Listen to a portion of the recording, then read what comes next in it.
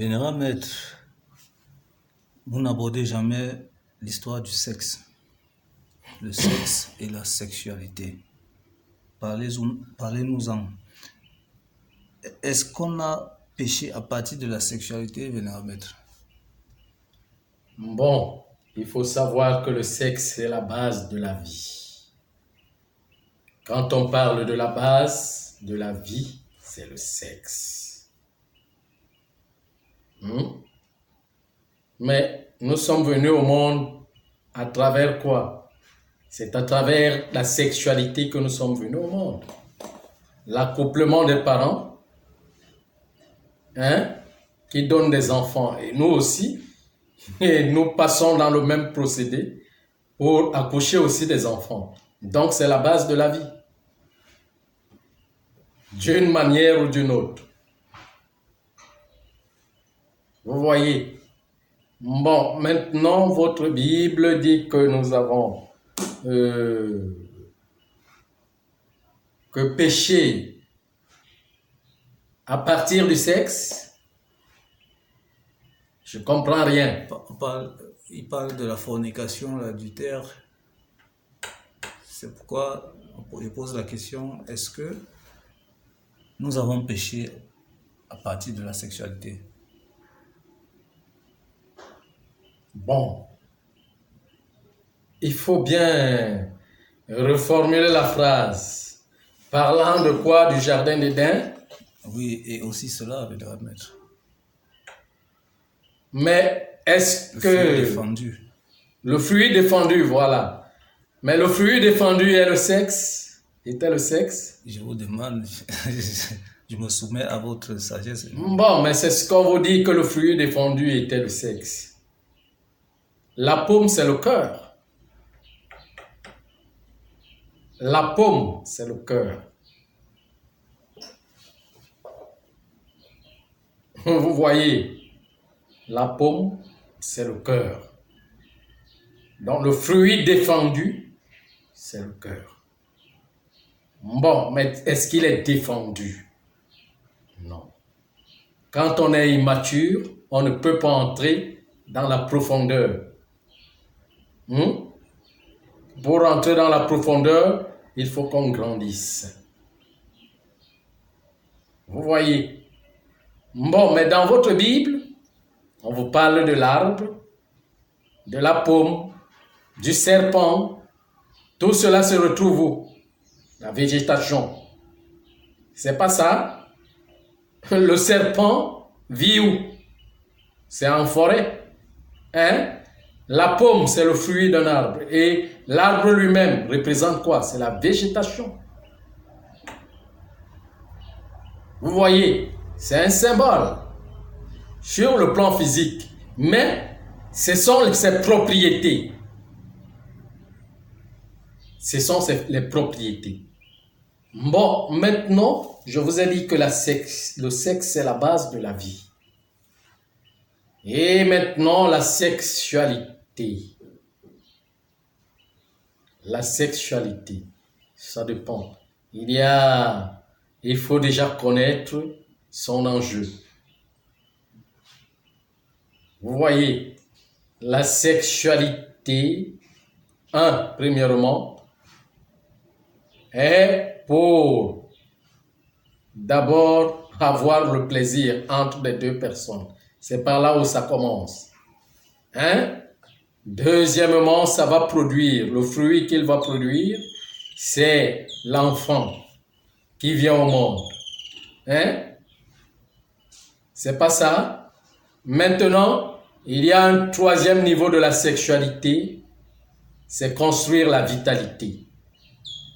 Et la construction de la vitalité, c'est à partir de là qu'on commence à vous parler de végétation.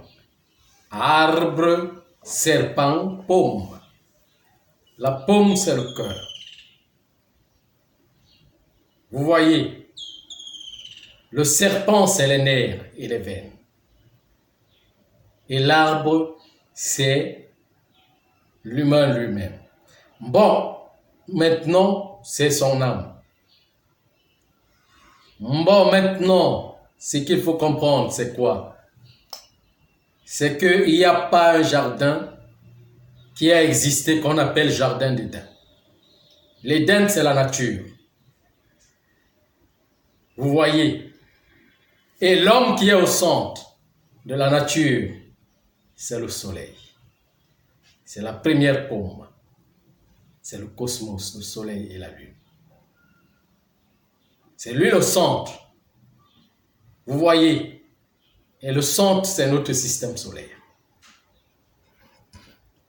Maintenant, la vie qui est au milieu, c'est l'air. J'ai expliqué cela dans des vidéogrammes. Vous voyez? Donc, ça parle aussi du corps physique, de notre corps. Des mêmes conventions sur le plan inférieur, plus petit de la cellule, auquel nous avons des veines, les os séminales, qu'on appelle les os de reproduction, le sperme, les os de la vitalité, le sang, le serpent, les nerfs et les veines, la paume, c'est le cœur, puis le verbe doit sortir. Vous comprenez ce que je suis en train de dire? Donc, c'est tout ça. Maintenant, la sexualité. La première chose qui règne autour de la sexualité, c'est d'abord l'accouplement. Donc, couple, deux personnes. Cet accouplement produit quoi? Produit de l'émotion. Une certaine émotion qu'on recherche. Deuxième production, c'est l'enfant. Maintenant, est-ce que la troisième production, donc, le corps vital? Il faut créer la vitalité en soi. Mais comment créer la vitalité? Il faut rentrer dans la forêt. Il faut aller vers la végétation pour créer cette vitalité. C'est à partir de là qu'on parle de l'arbre, de la pomme et tout et tout. Alors la vitalité, cette troisième forme, comment je peux dire, cette sexualité dans sa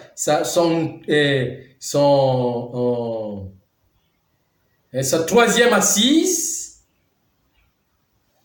doit maintenant faire naître quelque chose.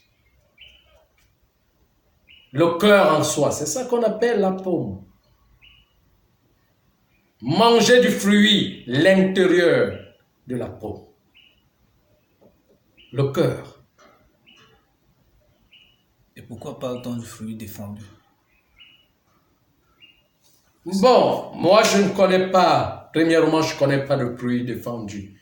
Et deuxièmement, l'immaturité humaine ne peut pas manger le fruit. L'humanité immature ne peut pas manger son cœur profond. Ne peut pas manger la parole. Vous voyez un peu ce que je suis en train de dire. Donc, à ce niveau, je conviens que il n'est pas encore intégré, puisqu'il faut enlever ces mots. Défendu. Défendu. Il faut enlever ces mots. Défendu. Dieu est Dieu, le corps de Dieu. Il se présente pour tous et il ne défend rien à personne. Mais on avance dans ces qualifications supérieures avec l'éveil de la conscience.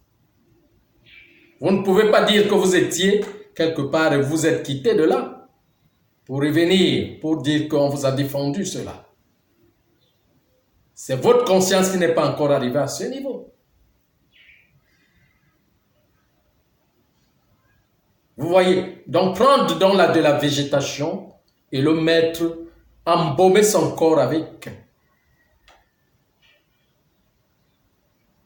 C'est ça qu'on appelle la vitalité. Vous voyez ce que je suis en train de dire. Par exemple, il y a ce principe qui est par exemple dans la médecine, ou même dans la médecine moderne, ça existe, auquel on vous demande, quand on est en train de vous donner les remèdes, on vous demande que peut-être vous êtes malade, on vous demande de ne pas faire des relations sexuelles. C'est pour dire que quoi? Parce que le remède descend d'abord dans l'énergie sexuelle, dans l'énergie séminale. Ça descend d'abord dans l'énergie séminale.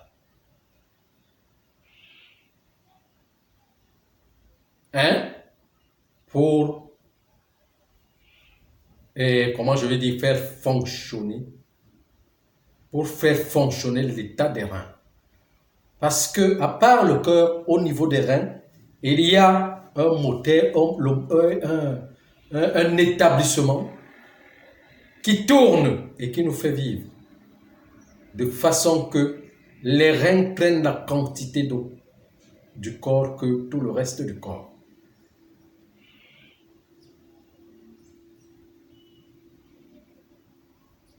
Quand les reins ne fonctionnent plus, on ne peut plus faire les selles, on ne peut plus évacuer les déchets. C'est les reins et le foie qui permet à l'évacuation des déchets dans le corps.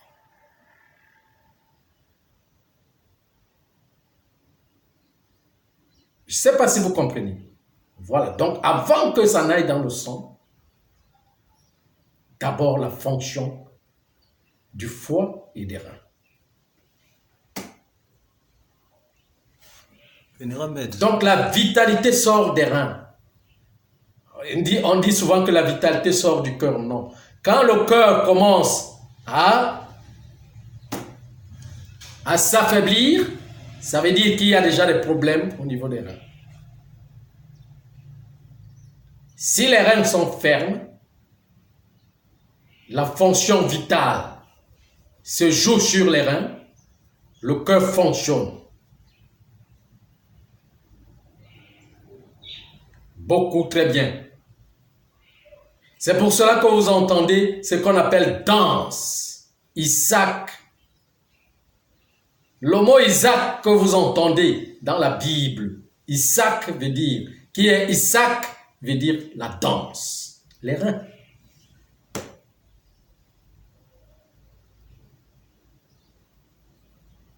Oui, il y avait une question. Oui, vénérable maître, vous allez m'excuser de vous poser cette question parce que nous savons qu'avec avec vous utilisez beaucoup le langage cosmique et c'est difficile à comprendre.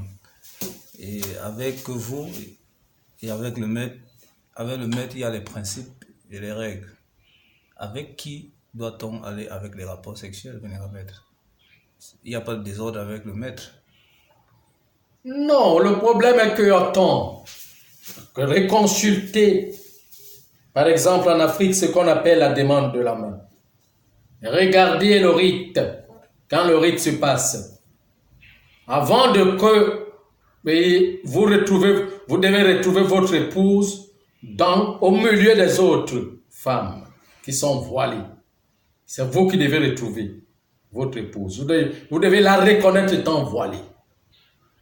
Et alors l'expérience dit donc que d'autres femmes vous sont présentées avant que vous n'y arriviez. L'expérience est humaine. Et il n'y a pas dans l'humanité, il n'y a pas de mortification dans le développement. Donc ce que la nature vous présente, c'est avec ça que vous devez partir, selon l'état de la programmation. Et même ceux qui parlent même de l'alchimie, par exemple, qu'ils font l'alchimie dans la gnose, quand vous n'avez pas encore retrouvé l'épouse réelle, et la végétation originelle, vous ne pouvez pas travailler, dans l'état, parce que après la troisième, qui est l'assise sexuelle, il y a encore une autre étape qu'on appelle gnose, la connaissance que les uns et les autres. Gnose veut dire connaissance. Mais l'état de la sexualité, c'est une autre forme, c'est ça qu'on appelle magie. C'est comment on appelle en ça, on appelle cette connaissance sac, Isaac et sac. Sac veut dire mettre les propriétés dans son corps pour devenir un fer, de façon que si quelqu'un vient vous cogner, il tombe. La personne tombe. C'est ça qu'on appelle sac. En sarnem bomiem, en sarnemeni. On dit ça en bassa. Veut dire qu'il a cogné mon front, il est tombé. Il est venu cogner mon front, il est tombé. Il est venu me chercher. Le vent l'a ramassé. Mais là, c'est autre chose. Il faut déjà mettre l'arbre, il faut déjà faire, comment je vais dire, l'emblème de l'arbre sacré en soi pour arriver à ce niveau. Là, c'est autre chose.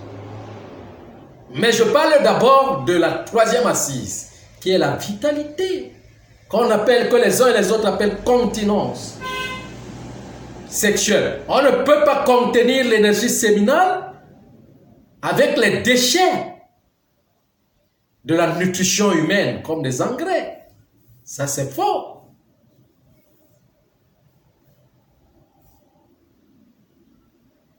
La sexualité est le laboratoire. Les reins sont le laboratoire et l'énergie séminale, c'est quoi? C'est le remède. Comment je peux dire? Non, pas le remède, c'est l'eau fondamentale auquel on doit embaumer, remettre du remède pour revitaliser le corps. C'est pour cela qu'on dit, dans la tradition, et la médecine traditionnelle, si on te donne, on te soigne, on te met le remède dans le corps, il ne faut pas le rejeter en allant faire les relations sexuelles. C'est rejeter l'énergie séminale et le remède là va se perdre. Donc quand on dit que ne rejette pas l'énergie séminale, ça veut dire que fais la continence. Abstiens-toi, ça veut dire qu'en ce moment, tu es en train de mettre le remède dans le corps. Mais des engrais, on doit les rejeter. Des déchets, on doit les rejeter.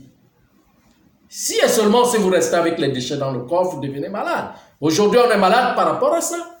Et vous allez parler de l'abstinence avec quelle nutrition? Avec quel sacrement?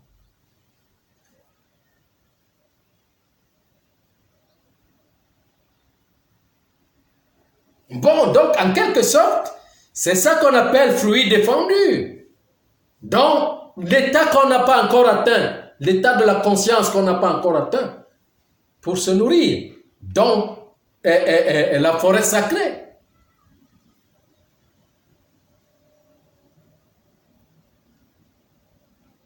Vous voyez?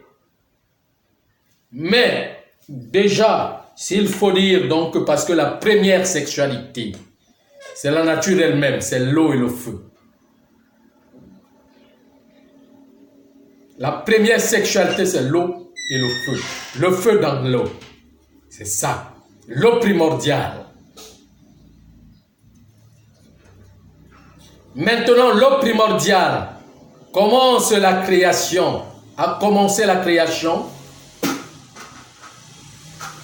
des cosmos. La réalisation de ces cosmos quand il a eu 15 ans.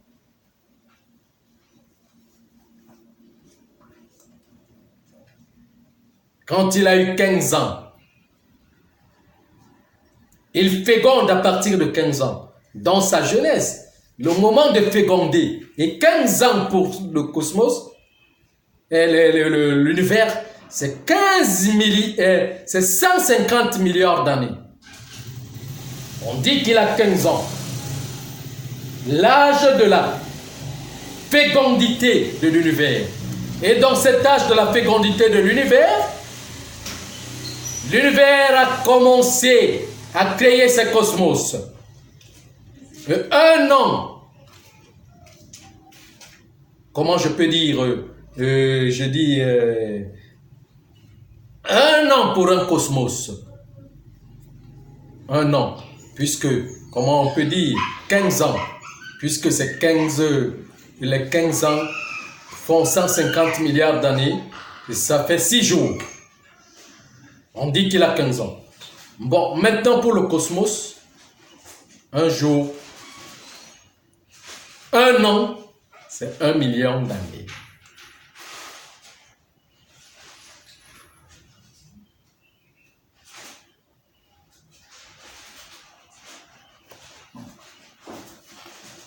Vous voyez ce que je suis en train de dire?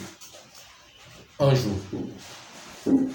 Et maintenant, quand on compte 4 milliards 500 millions d'années, il faut compter pour réduire, pour parler de ça, du cosmos. Le cosmos a 45 ans.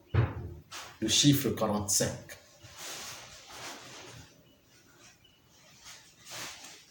Donc, à partir de 15 ans, l'univers a fécondé pour créer le cosmos.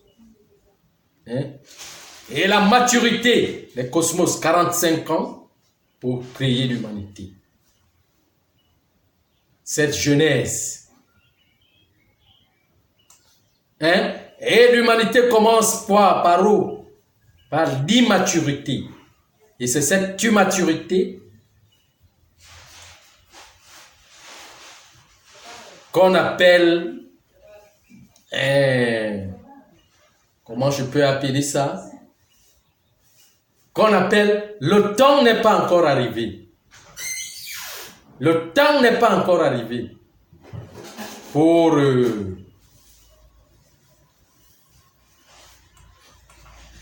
s'accoupler, voilà. S'accoupler parce que là, il y a l'accouplement supérieur.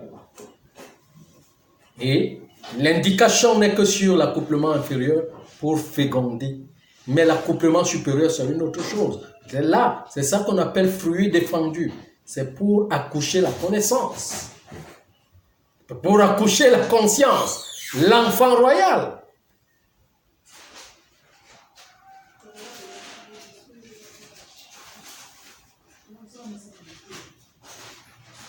Donc l'enfance a commencé à naître. En tout cas, les os ont fécondé dans l'univers quand l'univers a eu 15 ans, 150 milliards d'années. Construisant les cosmos, 4 milliards 500 millions d'années, puis l'humanité. En ce moment, l'enfant vient dans le monde. L'enfance vient. L'enfance de qui? Les cosmos sont l'enfance de l'univers. Et parce que ce sont ses organes. Et l'humanité est l'enfance des cosmos.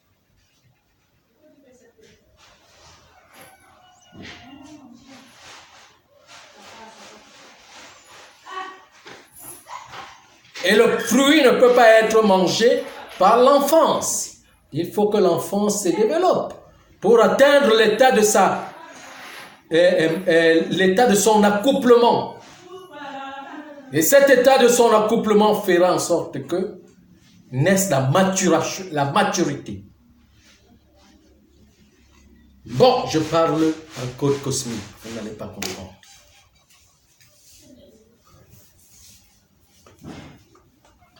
Oui. Vénérable maître, j'ai encore une autre question qui va paraître un peu tabou pour certains, mais il faudrait que je la pose pour que les uns et les autres, nous ne fassions plus des erreurs.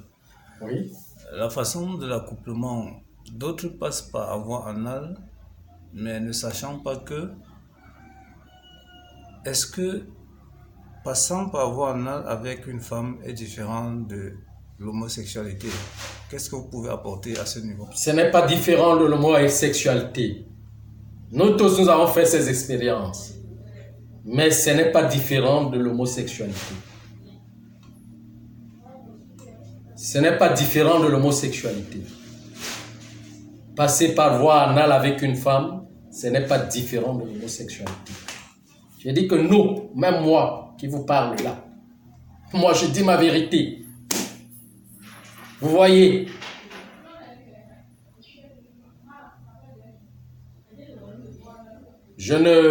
quelque chose que je ne pratiquerai pas.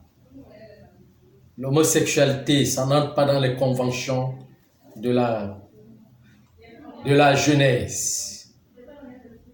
Vous voyez, donc, c'est détruire la vie d'une autre personne. Parce que l'anus, c'est un organe. L'anus, c'est un organe. Et cet organe sert à deux choses. À faire entrer le remède pour se purger et à évacuer les selles. Autre chose ne doit pas entrer là, derrière. Je dis bien que, en faisant ça aux femmes, il faut que les gens sachent très bien ce qu'ils font. Parce que quand il faut déjà qu'on a dressé quelque chose, même si on a fait des erreurs, reconnaissons-les et allons directement avec la réalité.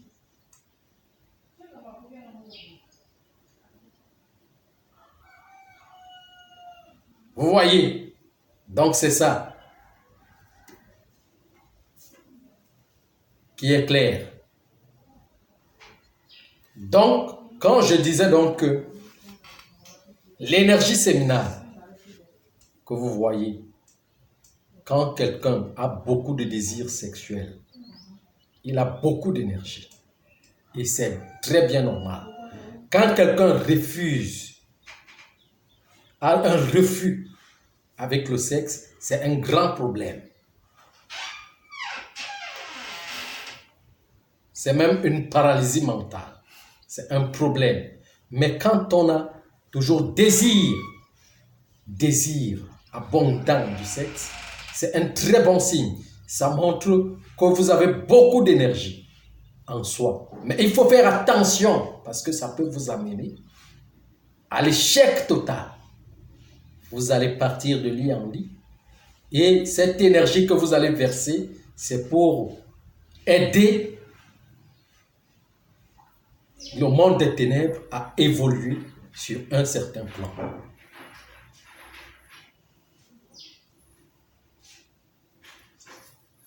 Vous voyez, donc, s'il y a le temps, on en parlera. On va doucement, doucement. Chaque chose à son temps. Merci, Vénérable Maître. Mais vous avez parlé de la demande de la main en quelques minutes, Vénérable Maître. À qui doit-on faire la demande de la main?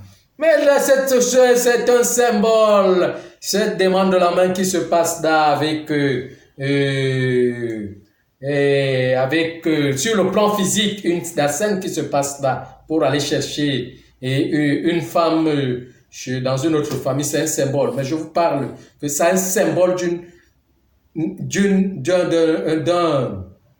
initiation qui parle de la nature. Donc ça veut dire que toutes ces femmes que vous voyez, qu'on vous présente, qui sont présentées à vous pour retrouver votre femme, ça veut dire que ce sont des nombreuses expériences que vous allez faire avec des femmes, avec des rencontres, avant de trouver la femme idéale.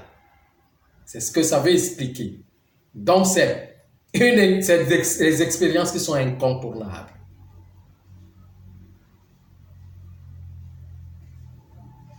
Vous voyez ce que je suis en train de dire. Donc, c'est ça. Vous dites que c'est à la nature qu'on doit faire la demande de la main. Oui, la véritable demande de la main, c'est à la nature. Bon, mais il faut qu'on vous l'enseigne. Vous devez revenir à la nature. Là, on dira que on est en train de faire la demande de la main à la mère. À la mère nature. À la mère divine. Okay. Merci, vénérable maître.